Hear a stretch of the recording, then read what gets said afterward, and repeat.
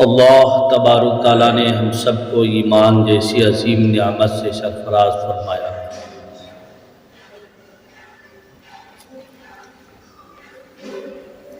جو ہم سب اللہ اس کے رسول کی ایک ایک باتوں پر مکمل ایمان رکھتے ہیں،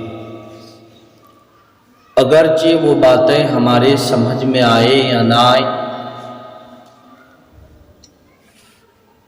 بہت سی باتیں ہماری عقل کے ماوراء ہیں۔ دنیا کی سب سے مہان یہ ہستیاں ہیں، سب سے بڑی ہستی ہے۔ پھر رب وہی ہوتا ہے کہ اس کے برابر کوئی نہیں، سب سے بڑا ہوتا ہے۔ قل هو اللہ احد اللہ الصمد لم یلد ولم یولد ولم یکن له کفوا احد، کہ اللہ تو وہ ہے کہ اس کے ہمسر کوئی نہیں ہے، اس کے برابر کوئی نہیں ہے۔ جو اس رب کو اختیار ہے، اس خالق اور مالک کو اختیار ہے، وہ اختیارات کسی اور کی بس کی بات نہیں ہے۔ وہ ان اللہ علی کل شیء قدیر ہے، وہ ہر چیز پر قادر مطلق ہے، جو کسی اور کی بس کی بات نہیں ہے۔ تو یہ ساری صفات اسی کی ہو سکتی ہیں جو سب سے بڑا ہو، اور سب سے بڑا کون ہے؟ وہ اللہ ہے۔ ہم ہر وقت اس کی بڑائی بیان کرتے ہیں کہ اللہ اکبر اللہ اکبر، کہ اللہ سب سے بڑا ہے، اللہ سب سے بڑا ہے، اس کے برابر کوئی نہیں، اس کے ہمسر کوئی نہیں۔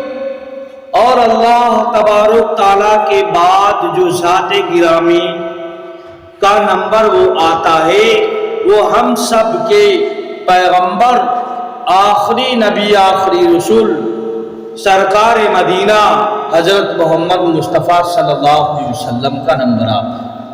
تو نبی کی ذات کے بعد جس ذات کا مقام و مرتبہ ہے تو کس کا ہے بھائی؟ حضرت محمد صلی اللہ علیہ وسلم کا۔ تو یہ جو مہان ہستیاں، دنیا کی سب سے بڑی ہستی اللہ، تو اللہ اس سے بڑا کوئی نہیں ہو سکتا۔ جب وہ اتنے بڑے ہیں تو ان کی باتیں کیا ہوں گی؟ بہت بڑی بڑی باتیں ہوں گی، جو کچھ ایسی باتیں ہیں جو ہمارے عقل میں آنے والی نہیں ہیں۔ اسی وجہ سے ہم اللہ اور اس کے رسول کی باتوں پر بنا دیکھے ایمان رکھتے ہیں، یقین رکھتے ہیں۔ وہی اللہ تبارک تعالیٰ کو ایمان بالغیب پسند ہے، اسی کو مومن کہا جاتا ہے، جس کی کلام پاک کے اندر اللہ تبارک تعالیٰ نے صفت بیان کر کہ الذین یؤمنون بالغیب، کہ ایمان والوں کی صفت یہ ہوتی، ایمان والے تو وہ ہوتے ہیں جو بغیر دیکھے، بنا دیکھے اللہ اس کے رسول کی باتوں کو کیا کر لیتے ہیں؟ مان لیتے ہیں۔ تو کچھ ایسی چیزیں ہیں جو ہمارے عقل میں آنے والی نہیں ہیں، ہم سمجھ نہیں سکتے، لیکن اللہ تبارک تعالیٰ وہ بندوں کے اوپر صادر فرمائیں گے۔ کچھ چیزوں کو اللہ تبارک تعالیٰ نے انسان اور جنات کے لیے وہ چیزیں پردے میں رکھی تاکہ اس کا یقین مضبوط سے بیٹھ جائے، اور جو چیز بڑی قیمتی ہوتی ہے وہ بڑی پردے میں رکھی جاتی ہے۔ ہیرے اور جواہرات کو کہیں آپ نے دیکھا نہیں کہ کسی طاق اور الماری کے اندر عورتیں رکھ دیتی ہیں، جویلری باکس کے اندر رکھتی ہیں، پھر اس باکس میں تالا لگاتی ہیں، پھر اس جویلری باکس کو پھر دوسرے بڑے بکسے میں رکھتی ہیں، پھر اس میں تالا لگایا جاتا ہے۔ تو اللہ اس کے رسول کی باتیں بڑی قیمتی ہیں۔ تو بعض باتیں ایسا ہوتی ہیں جو ہمارے عقلوں کے لیے وہ پوشیدہ ہوتی ہیں، اللہ تبارک تعالیٰ نے ان کے اوپر پردہ ڈال رکھا ہوتا ہے، لیکن وہ حق ہوتی ہیں، برحق ہوتی ہیں 100% ہو کر۔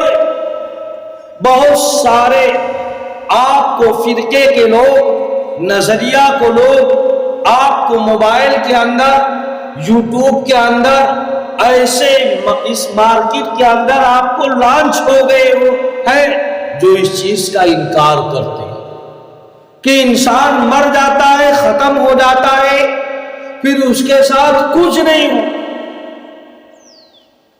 بہت سارے لوگوں کا عقیدہ ہے۔ نبی پاک صلی اللہ علیہ وسلم کی بات ہے، ان کی زبان کی قیمت ہے، وقات ہے۔ بس اتنا کافی ہے کہ میرے نبی نے فرمایا آمنا صدقنا، ہم اس پر خوشی سے ایمان لاتے ہیں اور اس کو تسلیم کرتے ہیں۔ ہم نہیں کہتے کہ یہ ضعیف ہے یا غریب ہے۔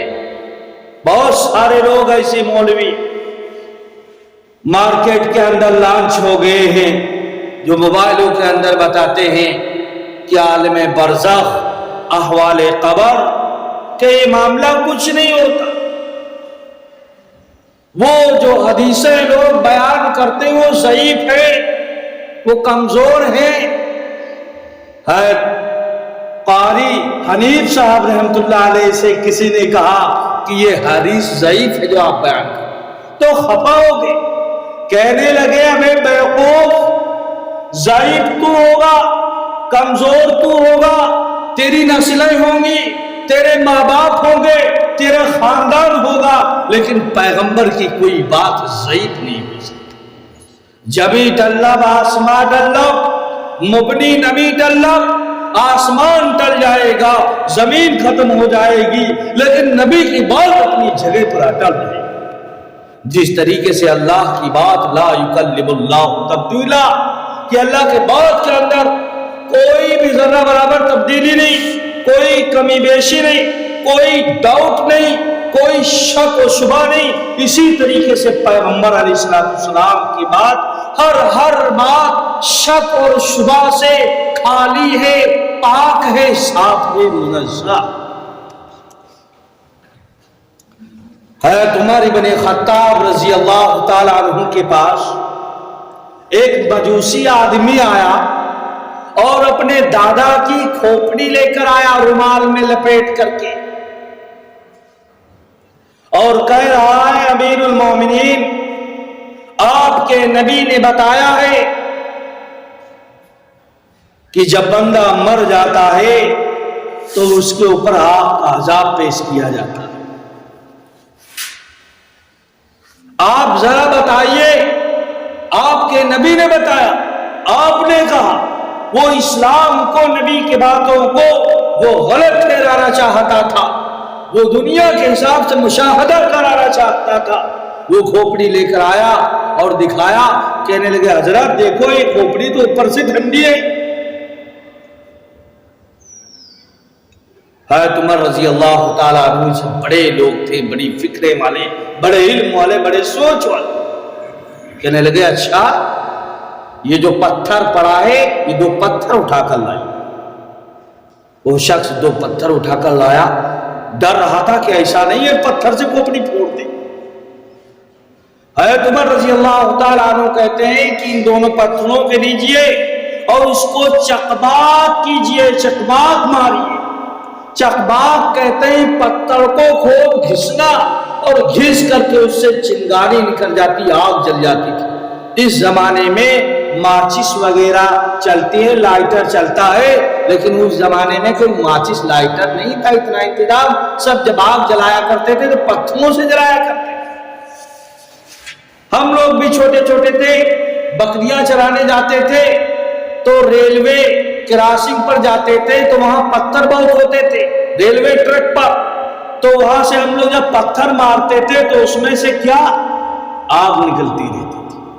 آپ نے گرمیوں کے موسم میں دیکھا ہوگا جو تانگا اکا چلتے ہیں، گھوڑا کے ٹاپ جو پیر کے اندر ایک نال لگی ہوتی ہے، ٹاپ کے اندر جب وہ زمین بجڑی پر پتھر پر بھاگتا ہے تو اس میں سے آگ نکلتی رہتی، تو وہ دونوں پتھر گرم ہو گئے، اس سے آگ نکلنے لگی۔ کہنے لگا دیکھ، انگلی لگا اس میں آگ ہے کہ نہیں؟ تو کہنے لگا واقعی حضرت باہر سے ٹھنڈے لیکن اندر ہی گرم۔ کہنے لگا اسی طریقے سے اللہ ہر طریقے سے عذاب دینے پر قادر ہے، اگرچہ یہ کھوپڑی ٹھنڈ ہے، لیکن اس کے اندر کیا ہوگا؟ اللہ کا عذاب آگ ہوگا، جس طریقے سے پتھر سے تو نے آگ نکالا، کوئی بعید بات ہے۔ تو مجوسی فوراً کلمہ پڑھ لیتا، ایمان لے آتا۔ بہت سارے اس طریقے سے سوال کرتے ہیں لوگ کہ اگر کسی انسان کو درندہ کھا جائے، شیر کھا لے تو پیٹ میں چلا جائے گا، تو اس کے اوپر برزخ کے احوال کیسے پیش آئیں؟ اور اگر برزخ کے احوال پیش آئیں گے تو جس چیتا نے اگر کسی کافر بندہ کو کھا لیا ہوگا تو اس میں آگ کا عذاب ہو رہا ہوگا، تو وہ چیتا بھی پریشان ہوگا، ارے بھائی میں نے کس کو کھا لیا؟ تو اب جب کھائے گا تو یہ وہ چھانٹے گا، دیکھے گا کہ ایسا تو نہیں کافر ہے کسی مسلمان کو کھائیں گے، نہ تو بڑی دقت ہو جائے گی۔ بندہ کہیں بھی چلا جائے، سڑ جائے، گل جائے، مٹی ہو جائے، چاہے اسے چیتا کھا جائے، چاہے اس کی بوٹی کاٹ کاٹ کر جانور کھا جائے اور مینگنیوں کے ذریعے سے نکال لیں، لیکن اللہ تبارک و تعالیٰ ہر طریقے پر قبر کے احوال، اس کے اوپر برزخ کے احوال کو پیش آنے پر قادر ہے، اور برزخ کی پکڑ سے کوئی بچ نہیں سکتا۔ آپ دیکھتے ہوں گے جب پیٹ کے اندر کیڑے ہو جاتے ہیں تو ڈاکٹر کیا دیتا ہے؟ دوا دیتا ہے کیڑے کی، کہ یہ دوا کھا لیجئے تاکہ کیڑا مر جائے۔ تو جب بندہ دوا کھاتا ہے کوئی انسان تو صرف کیڑا ہی مرتا، وہ تھوڑا نہیں مرتا، کیڑوں کے اوپر قیامت ڈھائی ہوگی، کیڑے پریشان ہوں گے، کیڑوں کا ستیہ ناش ہو رہا ہوگا اس دوا کے ذریعے سے، لیکن انسان کو کوئی تکلیف نہیں ہوتی۔ تو چاہے انسان کو چاہے چیتا کھا لے، چاہے دریا میں پھینک دیا جائے، چاہے وہ ہوائی جہاز کے کرش کے اندر اس کے ایک ایک پرخچے اڑ جائے، نسیم منسیہ ہو جائے، لیکن اللہ تبارک و تعالیٰ ہر طریقے سے اس بندے کو عذاب دینے پر قادر ہے۔ اس وقت یوٹیوب پر بہت سارے مولوی لانچ ہو رہے، وہ اسی پر تقریر کر رہے کہ یہ کچھ نہیں ہوتا، عالم برزخ کا عذاب کوئی نہیں۔ پیغمبر علیہ السلام نے فرمایا کہ جس طریقے سے مردہ کی ہڈی توڑنا گویا کہ زندہ کی ہڈی توڑنا ہے، اگر مردہ کو کوئی ہڈی توڑے تو جس طریقے سے زندہ میں اس کو تکلیف پہنچتی، مردہ کو بھی تکلیف پہنچتی۔ حضرت عمرو ابن حزم رضی اللہ تعالیٰ عنہ ایک صحابی ہیں، ایک قبر سے ٹیک لگائے ہوئے بیٹھے تھے، اللہ کے نبی صلی اللہ علیہ وسلم نے ان کو دیکھا تو کہا ٹیک لگا کر اس قبر والے کو تکلیف نہ دیجیے۔ پتہ چلا قبر میں عذاب ہوتا ہے۔ ایک حدیث میں آپ نے پڑھا ہوگا، علماء سے سنا ہوگا کہ اللہ کے رسول اللہ صلی اللہ علیہ وسلم جا رہے تھے، دیکھا دو قبریں، ان دونوں قبروں میں عذاب ہو رہا۔ اللہ کے نبی صلی اللہ علیہ وسلم پر اللہ تبارک تعالیٰ نے، اللہ کے نبی تھے، برزخ کے احوال کو کھول دیا، تو جناب کریم محمد نبی صلی اللہ علیہ وسلم نے فرمایا، اے لوگوں، ان قبر والوں پر جو عذاب ہو رہا ہے کسی بڑی چیز کی وجہ سے نہیں ہو رہا، ایک پر جو عذاب ہو رہا ہے وہ اس وجہ سے ہو رہا ہے کہ وہ پیشاب کی چھینٹیوں سے بچتا نہیں تھا، اور دوسرا جو عذاب ہو رہا تھا وہ کیا کرتا تھا؟ غیبت کرتا تھا۔ کیا کرتا تھا بھائی؟ غیبت کرتا تھا۔ پھر اللہ کے نبی صلی اللہ علیہ وسلم نے ایک ہری ٹہنی منگائی اور اس کو دو ٹکڑے کیے اور اس قبر پر لگا دیا، اس قبر پر لگا دیا۔ صحابی کہتے ہیں کہ غالباً اللہ کے نبی صلی اللہ علیہ وسلم نے اس وجہ سے لگایا تھا کہ یہ ہری ٹہنی ہے، جب ہری ٹہنی اس قبر پر لگا دیا تو ہرے بھرے جو درخت ہوتے ہیں، ہریالی جو ہوتی وہ اللہ کی، یسبح للہ ما فی السماوات والارض، کہ وہ اللہ کی تسبیح بیان کیا کرتی ہیں، اور وہ جب اللہ کی تسبیح بیان کرے گی تو نبی صلی اللہ علیہ وسلم کو یہ امید تھی کہ ہو سکتا ہے کہ اس کا عذاب قبر کیا ہو جائے؟ کم ہو جائے، ہلکا ہو جائے۔ اور پیغمبر علیہ السلام، نبیوں کا خواب سچ ہوتا ہے، حق ہوتا ہے، برحق ہوتا ہے۔ نبیوں کا خواب کیا ہوتا ہے؟ حق ہوتا ہے۔ اللہ کے نبی صلی اللہ علیہ وسلم کا معمول تھا کہ فجر کی نماز پڑھانے کے بعد آپ مصلی کی طرف نمازیوں کی طرف مڑ جاتے تھے، اپنا چہرہ مبارک کر لیتے تھے. پھر ہر ایک نمازی اگر کوئی پرابلم ہوتا تھا، کوئی مسئلہ پوچھنا ہوتا تھا تو آپ علیہ الصلوۃ والسلام سے مسئلے دریافت کرتے تھے. اگر کسی کو خواب کوئی دیکھا تھا تو اللہ کے نبی صلی اللہ علیہ وسلم سے خواب کی تعبیر پوچھا کرتے تھے. اور آپ علیہ الصلوۃ والسلام بھی اپنا خواب ذکر فرمائے. اور آج کل کسی کو خواب آ جاتا ہے، نظر آ جاتے ہیں تو فوراً مولویوں کے پاس بھاگتے ہیں کہ آپ جی تعبیذ بنا دیجیے، ہم 2-3 دن سے بہت خواب میں دیکھ رہے ہیں، مردوں کو خواب میں دیکھ رہے ہیں، تعبیذ بنا. وہ خواب کے لیے پریشان ہو جاتا. ارے ہو سکتا کہ اللہ تبارک و تعالیٰ یہ بتانا چاہتا کہ ایک دن اس مردے کی لسٹ میں سے تم بھی ہوگے، تم کو بھی ایک دن جانا ہوگا.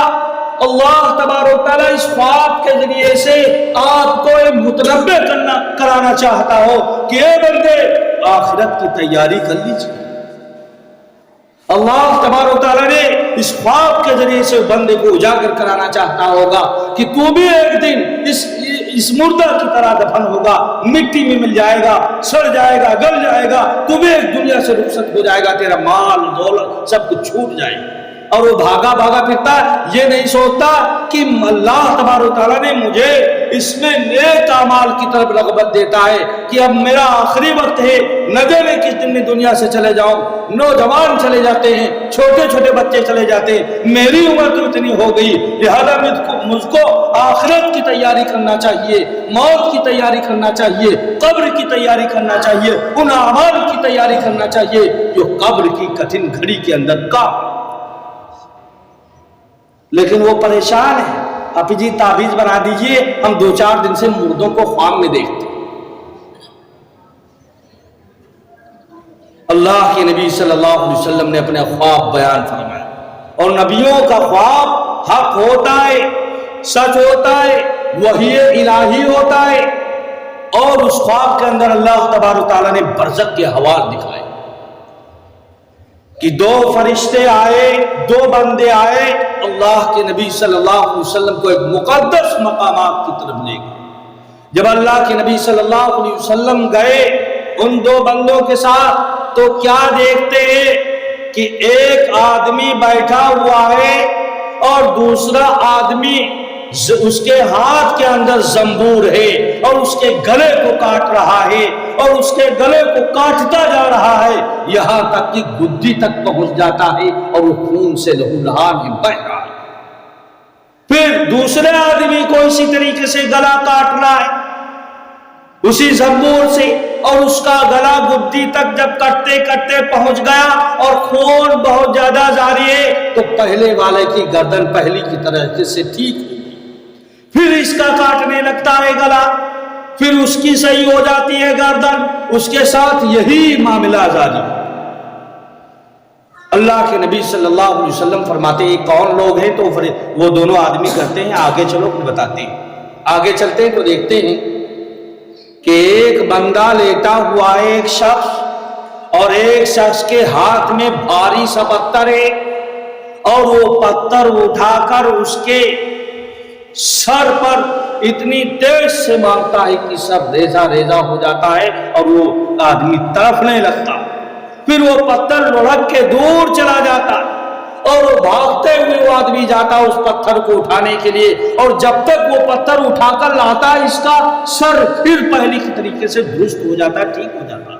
پھر وہ پتھر مارتا، پھر پتھر لڑک جاتا، وہ تڑپتا لیتا، جب وہ پتھر اٹھانے جاتا پھر اس کا سر درست ہو جاتا. یہی سلسلہ اس کے ساتھ جاری. اللہ کے نبی صلی اللہ علیہ وسلم پھر دریافت فرماتے ہیں کہ یہ کون شخص ہے، کیا معاملہ؟ کہتے ہیں اللہ کے نبی آپ آگے چلیے بعد میں بتاتے ہیں. پھر آگے چلتے ہیں تو کیا دیکھتے ہیں ایک بڑا سا تنور ہے، ایک بہت بڑا تنور ہے جو اندر سے بڑا کشادہ ہے، بڑا بھاری بھرکم ہے اور بہت عمیق، بہت گہرا ہے، اور اوپر کا راستہ اس کا بہت تنگ ہے اور اس میں آگ دہک رہی ہے اور اس آگ کے اندر ننگے مرد ننگی عورتیں بہت ساری اسی کے اندر کھول رہی۔ جب آگ اوپر کو بڑھتی ہے تو تمام ننگے مرد ننگے عورتیں اس تندور کے منہ تک آ جاتی ہیں، لیکن جب آگ بیٹھتی تو پھر اندر چلے جاتے ہیں۔ یہی ان کے ساتھ معاملہ ہو رہا، بہت چیخ پکار کے اندر وہ مبتلا۔ اللہ کے نبی صلی اللہ علیہ وسلم پوچھتے ہیں بھائی یہ کون ہے؟ کہنے لگے اللہ کے نبی آگے چلیے بعد میں بتاتے ہیں۔ آگے چلتے ہیں تو کیا دیکھتے ہیں کہ ایک خون کی نہر ہے اور اس نہر کے اندر ایک آدمی ڈوب رہا ہے اور بہت کانپتے ہوئے ڈوبنے والے کو تنکے کا چہار۔ غرقاب ہونے والا کتنا بد نصیب تھا، غرقاب ہونے والا کتنا بد نصیب تھا۔ کشتی اس کی ڈوبی تھی جب ساحل قریب تھا۔ اس خون کی دریا سے جب وہ کنارے پر آ جاتا ہے، تیرتے ہوئے ہانپتے ہوئے کانپتے ہوئے بڑی مشکل سے جب اس کو نجات ملنے لگتی ہے تو ایک بندہ کھڑا ہوا، اتنی تیز سے اتنی فورس کے ساتھ وہ پتھر مارتا ہے، وہ پتھر اتنے فورس کے ساتھ لگتا ہے کہ وہ فوراً پھر وہ نہر کے بیچوں بیچ میں دریا میں چلا جاتا اور خون کی دریا ہے۔